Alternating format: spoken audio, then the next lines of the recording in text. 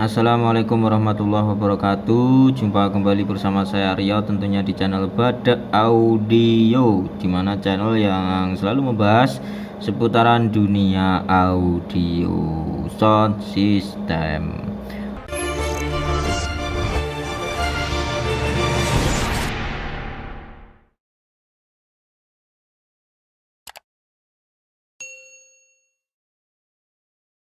Oke dulur, di video kali ini saya akan menjawab sedikit pertanyaan-pertanyaan dari dulur-dulur yang sudah komen di video-video saya sebelumnya, atau juga banyak juga yang langsung WhatsApp ke saya tentang instalasi digital loudspeaker management system atau DLMS ini, yang pastinya buat pemula sangatlah awam ya, sangatlah susah juga.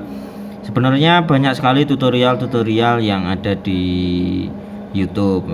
Tapi karena dulur-dulur banyak yang bertanya kepada saya, mungkin penonton dari channel saya atau juga subscriber di channel saya, di video kali ini saya akan memberikan sedikit informasi ya.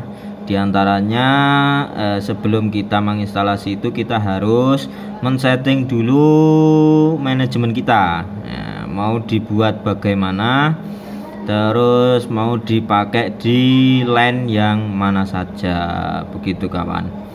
Oke, kita langsung aja untuk mempraktekkan di menu setup ya. Untuk dulur-dulur yang memakai Behringer DCX ya 2496, bisa klik di menu setup. Jadi ini langkah paling awal. Jadi pertama kali dulur-dulur mau memakai DLMS ini, dulur-dulur harus mengklik di menu setup terlebih dahulu. Nah, di menu setup ini ada yang di halaman pertama itu ada out configuration, out stereo link, dan in stereo. Nah, biasanya saya menggunakan out konfigurasi itu mono. Nah, jadi ini adalah pengaturan untuk out yang ada di channel 1, 2, 3, 4, 5, 6 out. Iya, jadi yang di bagian outnya nanti nyetingnya di menu setup dulu. Mau dibuat mono, kalau mono itu biasanya di antara out 1, 2, 3, 4, 5, 6 itu tidak akan saling berkaitan, akan memiliki out sendiri-sendiri, begitu. Nah, ini stereo link, ini di inputnya, ini di bagian inputnya. Jadi kalau kita on kan, maka akan ada input yang jadi satu, begitu. Kita pakai input A akan sama dengan B, kita pakai input B dan C itu sama. Jadi ketika kita menginputkan di salah satu, itu akan sama juga di input yang lainnya. Misal kita input di A, maka kalau A di link dengan B, input B juga akan memiliki input yang sama seperti input A, meskipun kita inputnya hanya di input A.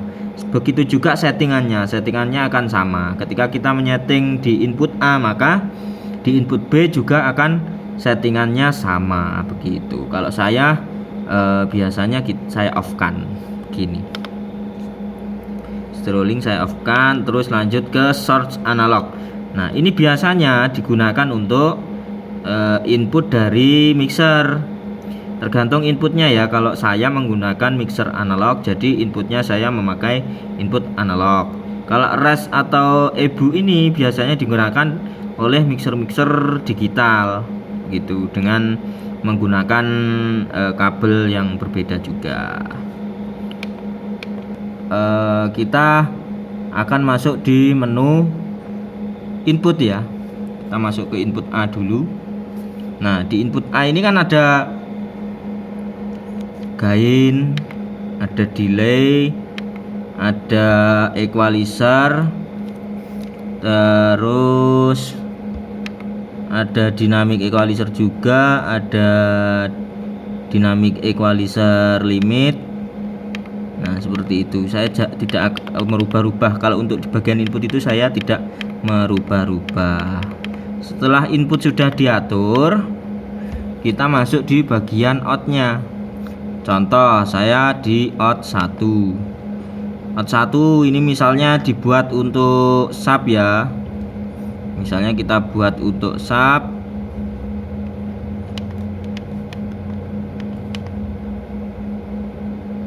Maka